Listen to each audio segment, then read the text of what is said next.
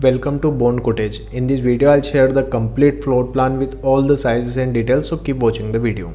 So in the front we have a sliding door here. After that we will go inside, so we have living plus kitchen cum dining area.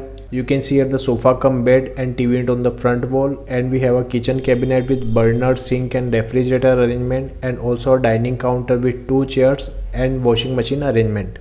We have 2 large size window for ventilation and light purpose of this area.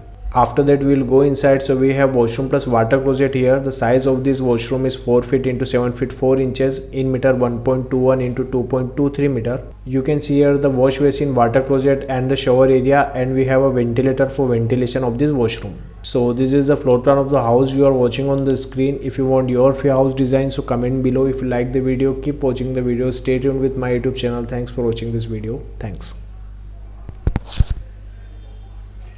हाँ नीरज भैया बोलो ना।